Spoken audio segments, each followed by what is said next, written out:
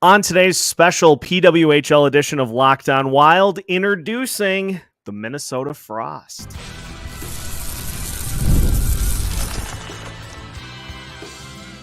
You're Locked On Wild, your daily podcast on the Minnesota Wild, part of the Locked On Podcast Network, your team every day. What is happening, everybody? Welcome into a special PWHL edition of Locked On Wild. We are your daily Minnesota hockey podcast, and we are your team each and every day. We thank you for making Locked On Wild your first listen each and every day. Make sure you subscribe on YouTube and your favorite podcast platforms so you don't miss out on any new episodes throughout the week. Today's episode of Locked On Wild is brought to you by FanDuel. Now through September 22nd, all FanDuel customers can bet $5 and get a 3-week free trial of NFL Sunday Ticket from YouTube and YouTube TV. Visit FanDuel.com to get started. On today's episode of Locked On Wild, we discuss the new name for PWHL Minnesota with Alexis Pearson. We'll also talk about new GM Melissa Caruso, and we'll set the stage for everything that still needs to be ironed out before the season gets going in November. My name is Seth Toupal, host of Locked On Wild, credentialed Wild media member, and host of the show since 2021.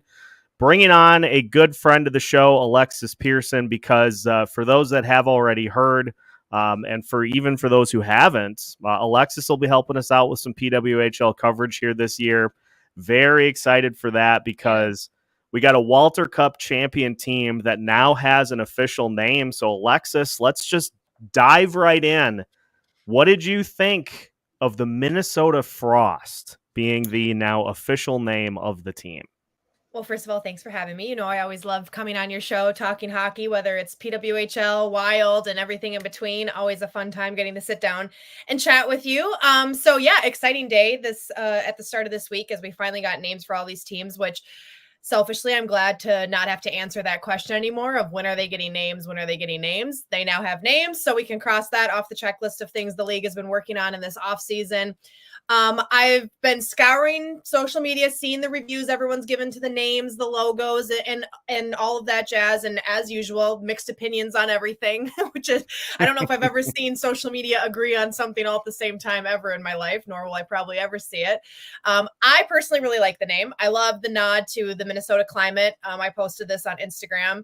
But I said one thing about us Minnesotans is we love being from somewhere where it's cold. So I do love that they kind of took that into consideration and just our love for outdoor, hockey and all that kind of stuff. So I think it's really cool. I do love the logo as well, that it's kind of shaped like an icicle, kind of like looks like, sharp and very angular. And I just think it's done really well. And I overall love that they stuck with all the same colors that the teams had. They kept their primary colors and added in secondary colors when they sorted out what these logos were going to look like. So I love that Minnesota is still purple, and then they kind of added the grays and the whites. And I think it looks very cool. I'm on board with it. It seemed for the most part, as far as Minnesota's name was concerned, most people liked it and or loved it. There's a few people who I saw were not favorable towards it, but for the most part, Minnesota's at least people seem to take kindly to. Well, and I think I'm with you 100%. I love the fact that they stuck with the purple because I feel like purple is a color that just really resonates here in Minnesota. Like you got and the it's Minnesota an uncommon sports color too. I mean, you don't see it that much. Yeah, you've got the Vikings. We've got obviously the Prince ties that run rich here in Minnesota, and so sticking with that was great. It was rumored all the way up, which I saw a tweet on Sunday night. And I forget who sent it out, but they said that there were 6 original names because Minnesota Superior was rumored for a hot minute as the winner. Then I saw the tweet and it said 6 original trademarks filed for names, and so I was like, okay. The finalists evidently, because Bauer Hockey created placeholders on their website for the apparel, Minnesota Superior, Minnesota Frost, Minnesota Monarchs, and the Minnesota Marmots. Yeah. Okay, well, hearing those, I'm definitely glad we went with Frost. I heard some really good names thrown out there from people. Just like I had friends text me about it. I saw people on social media throwing some ideas out there. One of my friends was like hoping we were going to be the Vortex. She's like, Minnesota Vortex would be so cool, and I was like, that's a really good idea. Or like Polar Vortex, Vortex or Polar Vortex. I was like, that's really cool. I just like the X is like a hard sounding, like it sounds very fierce, like Vortex. I don't know. I really like that. You mistakenly referred to them as the Freeze a couple times. I'm like, I kind of like that name. That one's pretty cool as well. Like, so that one was good. And I loved Superior. That one was rumored for as long as names have been talked about over the last, year here. Superior was always one I heard people say, no, I heard that one might be it, or I like that one, or what about that one? And I liked Superior. I always said I liked it. I've been on your show before saying I liked Superior. I thought it was a great name, a nod to the Great Lakes. I liked the play on words of like, we're superior than you, more superior than you. So I thought it was kind of cool, especially now that they've won a Walter Cup in the first season. It seemed very fitting, almost, getting their names in the second year, how that name might tie in. But after the name, the lead up to the release of the names, and then when the name finally came out, I saw a lot of hate for Superior online. There was not a lot of people who were vibing with that at all. And I was like, maybe I'm just like an outlier here and everybody else hates this and I love it. But I saw a lot of people being like, I don't like this name. I think there's better options. And I was like, oh, okay. So I'm sure there's a lot of happy people we didn't go with Superior. I would have liked that name, but it seems like I was not, I was not in the norm there. Another one that I heard or that I saw was the Minnesota Reign. Reign, and I was like, I loved that. I dig that. Yes. Yeah, you mentioned, because I texted you yesterday and I just had it in my head because I was going through, like, I was in GIF mode, like I'm gonna find a bunch of different things I can use for games. And I said, so Minnesota Freeze, and you're like, it's the Frost. I'm like, it's just the same thing. I did say though, I was like, I do like that name. Yeah, I might have, but I am on board with that if they want to change it. I might have stumbled onto something. Now, as far as mascot goes, I have a pretty strong stance on this. Okay. Because I feel like this would be a real cool way to do this. The old timey, like Jack Frost from the Christmas cartoons. Love. Just decked out in purple. Love. I feel like that's I'm going to draw a pretty hard line that's the route that they should go. Yeah. There's a couple. So I haven't gotten into too many conversations with people about mascots yet. One person last night at work suggested to me a mascot idea, which I like, but I don't know how it would work necessarily. They said Frosty the Snowman should be the mascot. I said, I don't know if we can get the rights to that, but maybe a snowman in general would be kind of cool. That would be fun. I love the Jack Frost idea. The tricky thing is going to be a lot of these names. I'm having a hard time envisioning what the mascot might be, but it's kind of the same situation with the Wild. It's like, what is Nordy? Nobody really knows. It's Nordy. We love him. But what is he? I don't know. So it's going to be that kind of same situation with a lot of these team names, like the New York Sirens, the Toronto Scepters. I mean, it's going to be kind of tricky figuring out. It'll be fun, tricky in a fun way of figuring out, like, how are we going to represent these teams with a mascot? But Jack Frost, I might have to send some texts out because if they haven't come up with an idea yet, I think we should put that one in the hat. Yeah, let's get that up the flagpole and make that happen. All I ask in return is just a nominal finder's fee. I think that's fair. Just standard stuff. Nominal, yeah. You mentioned a couple of the other names, and I'll just go through all of the others. Boston Fleet, the Victory de Montreal, the New York Sirens, the Ottawa Charge, and the Toronto Scepters are the others. Of those other team names, which one jumps out at you most? Yeah, I kind of, like, when they first came out, my first instinct was Minnesota's was my favorite. What did I say? I already forgot. Minnesota was my favorite name. No, New York was my favorite name. Minnesota was my favorite logo. And then the more I thought about it, I was like, okay, like at first I hated Boston Fleet. I hated the name and I didn't really love the logo. And then it kind of like ruminated with me a little more. I'm like, you know what? I actually kind of like Boston Fleet. Like that's a really cool name. I really liked the Toronto Scepter's name, but I don't like how they did the logo. I think there could have been so many cool things done with that logo. And it's really just a T and an S kind of interwoven together, which fine. But I'm just thinking like you could have done so many cool things like representing a scepter. So I was a little disappointed by the logo. I think Montreal crushed it with the logo. I'm lukewarm on the name. Ottawa Charge, I like the name. I don't love the logo. It's giving Calgary Flames. Yeah. There's just some of these I feel like for the most part, I like the names. The logos, I think some of them I would have liked to see done a little differently, just given how cool some of these names are. I'm like, oh, I would have loved to see like a really elaborate, unique logo for some of these.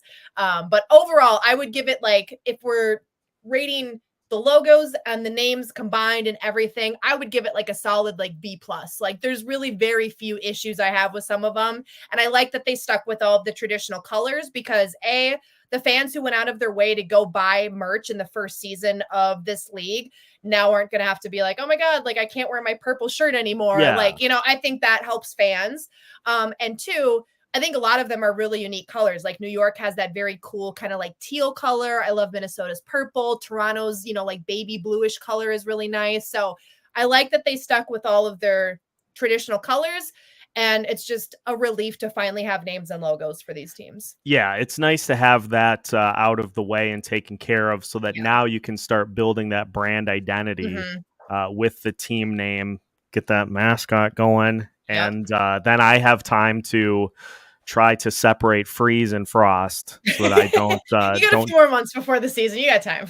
I am 100% sure that I'm going to do that at least 15 more times before we get to the start of the season. But get it out of your system now. Yeah, it's preseason for all of us. So it's just my opportunity to just get it out of the way, get it taken care of, and get on to the hockey. Now, in addition to that news, we had bigger news last week because PWHL Minnesota named their new general manager. And so we'll talk a little bit about Melissa Caruso, her background. Sounds like she has a really strong background in hockey operations. And so we'll talk about all that as we continue today's special PWHL edition of Locked on Wilds after this. Today's episode of Locked on Wild is brought to you by FanDuel. Folks, you've heard us talk a lot about FanDuel, America's #1 sportsbook. Well, we have something a little different for you. Now through September 22nd, all FanDuel customers can bet $5 and get a 3-week, yes, 3-week free trial of NFL Sunday Ticket from YouTube and YouTube TV. Then with the YouTube TV base plan, you'll be able to watch every regular season Sunday afternoon out-of-market game. All you need is a Google account and a current form of payment, and you can cancel anytime. Just visit FanDuel.com, download America's #1 sportsbook today. College football's back, the NFL is back, Major League Baseball is in their playoff push, so no shortage of ways to put down those $5, and then you can enjoy NFL Sunday Ticket. Head to FanDuel.com to make it all happen today. Welcome back to today's PWHL edition of Locked on Wild. Once again, we thank you for making Locked on Wild your first listen each and every day. Reminder for those that were looking for our live show on Sunday night, we will be having one tomorrow night at 8 p.m. So tune in on YouTube. Denny will take you through a wide range of Minnesota Wild player reviews. 8 p.m. tomorrow night. Be there on YouTube. Continuing our chat with Alexis Pearson on PWHL Minnesota, now called the Minnesota Frost. Alexis, we know now who the general manager is for the Minnesota Frost. It is Melissa Caruso, who was with the American Hockey League for the last 15 years. Before I kind of dive into a little more of the release with her background, what do you know about Melissa and what she brings to the table? I think this is a great hire by Minnesota. First of all, she's one of us, which Minnesotans love hiring Minnesotans, just because obviously there's such a deep culture of hockey here. So anytime I see someone get hired who either played hockey here, grew up here, lives here now, it's kind of like, okay, they've got a good grasp on the culture here of hockey in Minnesota. So she gets a star for that. Two, she comes with a long history of work in hockey. I want to say it's like 20 plus years that she's been working in the hockey realm. So this is somebody who's kind of been there, done that. She's seen a lot of different things. So I love how long she's been working in this realm. And three, she comes from the AHL in some pretty decent positions of somebody as far as, she's got a good grasp for what it takes to operate a league, to operate teams. So gold star for that. And lastly, anytime I see someone come from the AHL up into the pros position as far as NHL, PWHL, anything like that, they've got a good understanding for development, which is so important for a GM to have that understanding of, what does a good young player look like? What do good young players need to thrive and succeed up at the highest level? So anytime someone comes from the AHL, regardless as if they're working as a coach, working behind the scenes, working in management, whatever it is, you're still working in that realm of young hockey players who are still working on developing their skill and finding their way in this sport and in this world. So there's so many things about her that I like. I think this is going to be a really, really good fit here in Minnesota. Big shoes to fill with Natalie Darwitz leaving, and especially not even just her hockey mind, but kind of the emotional hole that left with Minnesota fans here. So it's not going to be easy necessarily for her to step into this. I think fans are going to have a very, very high bar for her to hit in order for them to say, yes, she's filled this gap well. We, like what she's doing, and we feel she's picked up right where Natalie Darwitz left off. And that's no fault of her own. It's just an unfortunate situation. That's part of what's getting thrown at her in this new job. But I really like this hire. I'm really excited to see what she does with Minnesota. Some of the things that they mentioned that she was responsible for in the release was that she was one of the people that was responsible for putting together the annual schedule. Yep. Across 32 teams, which is 1,152 games. And I am just like, I get I can't floored. Even do my own schedule. I have a hard enough time keeping track of the Minnesota Wild playing games during the season, let alone every single team. But also, I found it interesting that they mentioned she managed the league's central player registry and handled bylaws, regulations, and player eligibility while working closely with the board of governors.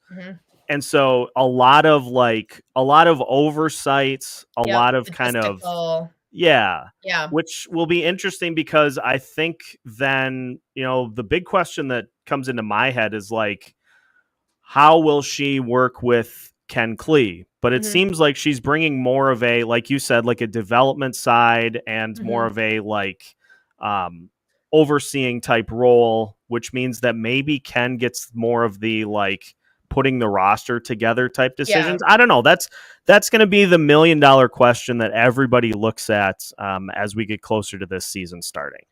Yeah, and I think that if that is the case, that's going to work really well. I think Ken Klee has a really good understanding of what it takes to build a good hockey team, and outside of just the coaching part of it, but just the behind the scenes part of it. How do you manage the players? How do you manage how they perform on the ice? How do you get them ready for games? How do you structure your roster to know that you've put your best foot forward? You've got the best combination of players and lines that you can have.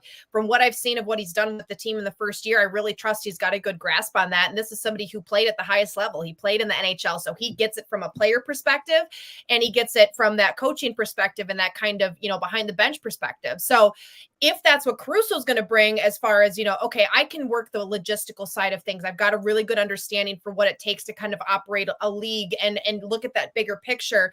I think that's going to mesh really well together. And I don't know, this is just speculation, but I think that might have been why there was some, what's the word I'm looking for? Some friction in the Minnesota, coaching and part of the management side of things, is that I think for some of the parts of the season, there was disagreement on how the team should be run. So if you can have somebody who brings one side of it and somebody who brings the other side of it. I mean, that's like, you've got the two best kind of brains there coming together, working all angles of what it takes to put together a really good team. And I don't know what ultimately led to Natalie Darwitz being let go from being the GM of that team. I have no idea. I've been asked the question a million times. I wish I knew, but I don't. I'm not that special or that cool. So I'm speculating, like the rest of you guys, what might have led to the ultimate downfall behind the scenes there. But if that is the case, then I think this would be a really good fit and bring something new to that GM position that maybe the team and management of the league felt was lacking. Yeah, and the fact that they mentioned too, working closely with the board of governors, I think that was probably another aspect that the PWHL wanted to improve as well, was that GM to, the owners, because we forget, I think that the league owns the teams. Yeah. And so that's another wrinkle that kind of is thrown into this mix as well. And if you've got somebody in Caruso who has experience working with like a board of governors type entity, I think that's something that that the PWHL that appealed to them as well.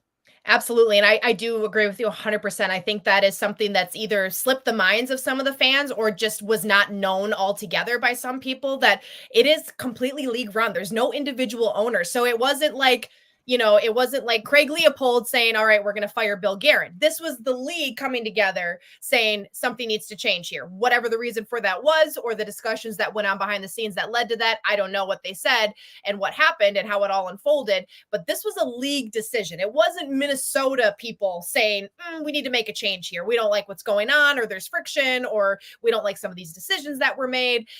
It was the league. So yeah, anytime you've got somebody who's coming in who knows how to work with the big dogs and say, I've been there, I've been in those meetings, those conversations, I know how to sweet talk them, I know how to smooth talk them, I know how to kind of not manipulate, but I know how to structure what I want and need and ask for it.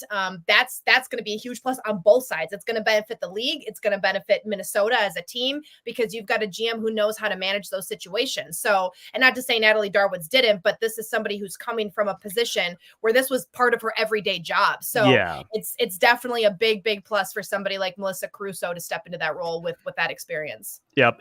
You're going from a former player who's kind of, I'm building this roster based off of what I have seen as to this is how you win games. And now you're bringing in somebody with more of that administrator type background. So it's going to be very interesting to see how it plays out, because that's 100% going to be something that a lot of fans are really interested to see, is how that dynamic works out, because it was a firework filled off season to say the least. So, and I feel like it's a little unfortunate for Caruso, just because this is a really unique position for a GM to be thrown into. Yep. Not just with the way that the last GM was removed from the team, but the fact that how many times in history has a championship team let go of their GM and someone new's coming in after a team won a championship?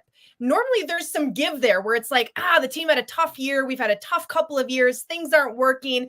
We just want anything new to come in and try to change what's going on and set us in the right direction. So there's a little leeway with the GM. You're hoping for the best, but if things don't work right away, it's like, all right, we've got a little bit of time to work here. Things weren't going well already. So take your time getting things organized. That's not going to be the case. She's going to be thrown in a position where fans are going to want a second championship. They feel we've got a really good team. They just saw their team battle and win a championship last year.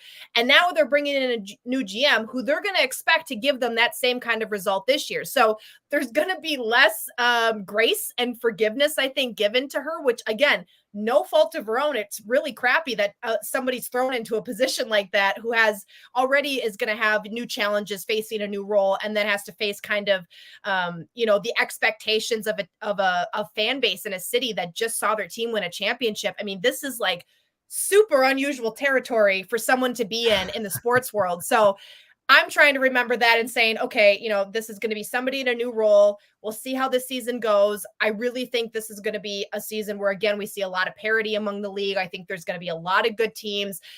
Just like I think Minnesota can win another championship, I could see Minnesota being at the bottom of the barrel as well. I mean, that's how good I think this league is going to be again this year. So I guess this is my plea to the fans of, give her some grace. She's stepping into an unusual position. And yes, it's okay for your expectations to be high. Of course, that's what every fan wants, is to see their team win championships year after year after year after year. But just keep in mind, it's super, super unique. And I hope she slides into this role seamlessly. I have a lot of faith she will. But if the season doesn't go how fans want it to go, just keep in mind the uniqueness of this overall situation. Yeah, that's very well said. Let's just finish up with a look at kind of what comes next, because obviously, we're getting into the final couple of months before the season gets started, and so we'll take a look at all that as we finish today's PWHL edition of Locked On Wilds after this.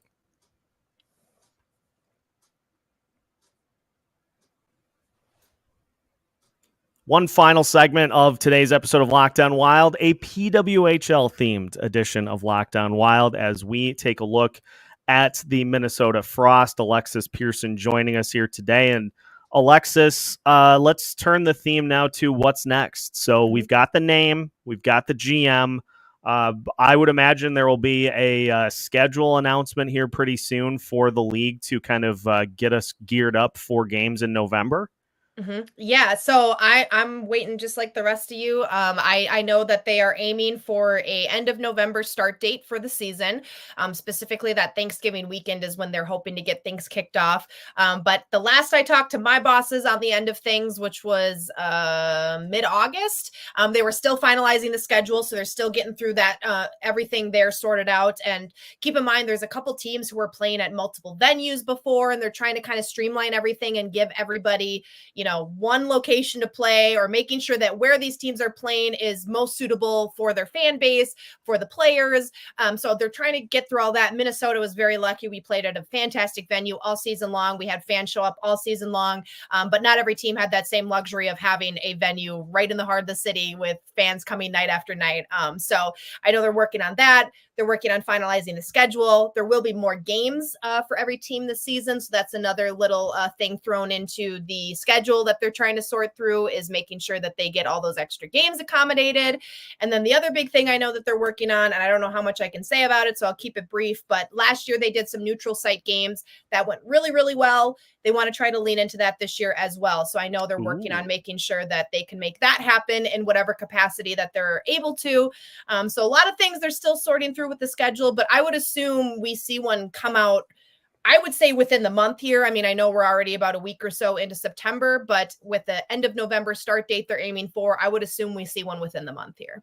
Yeah, it's going to be interesting. I did not know of the about the more games, which I'm highly in favor of. I agree. Look, I said it when the season started. Like, I watched the first couple of games attentively to kind of get things rolling, and I was very impressed. And so, it's a good base to build off of. You've got the names now for the teams, and it won't be long before the puck is dropped, and everybody is head on a swivel out there on the ice trying to avoid getting hit. Yeah, absolutely. And I think the players probably are looking forward to getting more games in a season as well, because, I mean, anybody who watches sports know, I mean, it's when you're losing, it's like you want to get right back on the ice and try to reconcile what's not going well. When you're winning, you want to get back out there and keep the good vibes going. So, I mean, the players love getting into that flow of playing continuously. And so I'm excited about it. It also gives fans more of an opportunity to find a game where they can get out and watch their team play or watch their favorite players play. So I'm on board with that. I know a lot of people wanted new teams this year. They wanted all kinds of fun, elaborate stuff this year. But there were so many things the league had to work on first before we can take that next big step to bring more teams and more players into the league.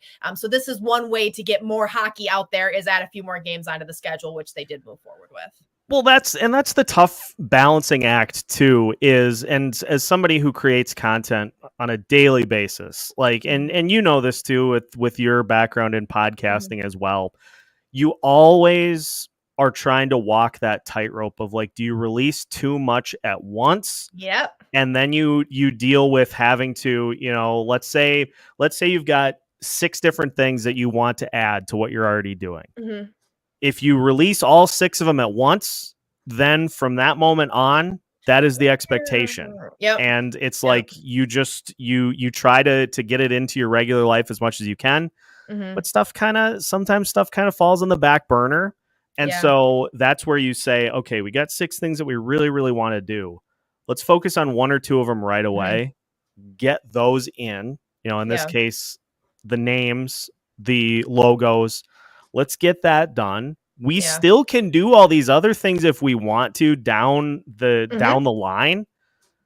But if you add a little more gradually, then you keep that excitement level up, and you're able to manage everything so much better as opposed to just all at once.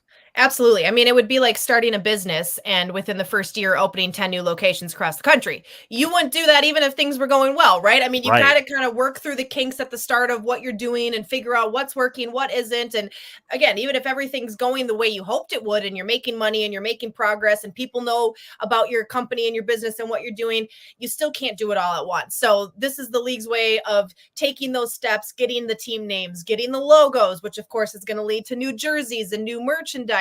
We're going to add games into the schedule. They're working on finding neutral site games where we can put games there and get more fans in other cities to watch, even if they don't have a team yet, but bring that PWHL action and that love to a new city and a new state. So, of course, that would be coming at some point, right? New teams and more players in the league. That's down the road at some point if things continue to go well with the PWHL. And I want it just like the rest of you. I know there's fans all over the country and Canada as well, eager to hopefully see a team in their city someday. But of course, if the trend keeps going the way it is, that will happen. So keep watching games, keep tuning in, keep going to games, buying merchandise, supporting these teams, because that's what made this league successful in year 1. And that's what's going to continue to make it successful down the road and allow for expansion at some point in time if the money and the time is right. But it really, I mean, it falls heavily on the shoulders of fans to continue to support and us as broadcasters to continue to promote. And if we continue to do all of that, I guarantee there will be more down the road. But like you said, we got to take those steps first to do our due diligence of what do we need to do right now and what can we wait to do as the years go on. Well said. Alexis, thanks for the time here today. As we mentioned at the top of the show, we'll be checking in with you regularly throughout the season to talk PWHL in general, and especially now the Minnesota Frost. Yeah. Got it right that time. Nailed it. So we'll probably, as we get closer to the start of the season, once we have a schedule announcement, we'll have you back on to really kind of dive in as who are the teams that are legit contenders, who are the teams to watch out for. We'll do a little more of a season preview as we get closer to the start of the year. Well, thank you for having me on. I'm always excited to talk PWHL. And yeah, hopefully the next time we talk, we have more things ironed out for the season and we can really dive into some of the fun stuff, talking matchups and players and all of that good stuff. Listeners, make sure to hit that like button if you enjoy this special PWHL edition of Locked On Wild. Let us know, because we're going to be doing special edition shows for more hockey-related topics throughout the year as well. So hit that like button, hit that subscribe button so you don't miss out on any of these or other shows as well. We got new episodes for you every Monday through Friday as part of the Locked On Podcast Network.